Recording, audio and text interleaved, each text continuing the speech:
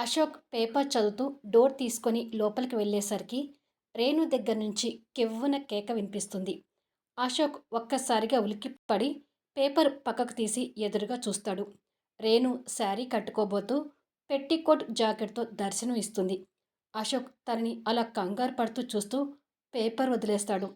రేణు కూడా కోపంలో తన స్థితి మర్చిపోయి చేతిలో పట్టుకున్న శారీ వదిలి బ్లౌజ్ పెట్టికోట్తో అశోక్ ముందుకొచ్చి లోపలికొచ్చేటప్పుడు డోర్ కొట్టి రావడం తెలీదా అని అడుగుతుంది. అశోక్ అంతే కంగారు పడుతూ సారీ రేణు, అలవాటుగా వచ్చేశాను అంటాడు.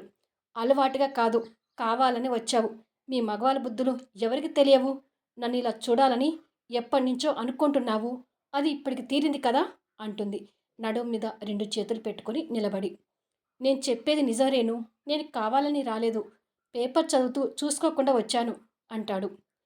నా దగ్గర నీ అబద్ధాలు చెల్లవు. నువ్వు కావాలనే నేను డ్రెస్ మార్చుకుంటానని తెలిసే వచ్చావు అంటుంది మీద మీదికి వస్తూ. నిజం చెప్తున్నానే, నువ్వు డ్రెస్ మార్చుకునే విషయాన్ని పేపర్లో పడి మర్చిపోయి ఇలా వచ్చాను అంటాడు. ఇంకా అబద్ధాలు చెప్పి నన్ను నమ్మించాలని చూడకు.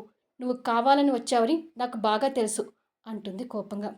అశోక్ తనకి సమాధానం చెప్పలేక, నేను కావాలని వచ్చానో లేదో తెలియదు కానీ నువ్వు మాత్రం కావాలని నా ముందు ఇలా అర్ధనగ్నంగా ఎక్స్పోజింగ్ చేస్తున్నావు అంటాడు. ఆ తర్వాత ఏం జరుగుతుందనేది ఫుల్ వీడియోలో చూడండి. స్టోరీ నచ్చినట్టయితే దయచేసి లైక్స్ ఇవ్వండి, కామెంట్ షేర్ చేయండి.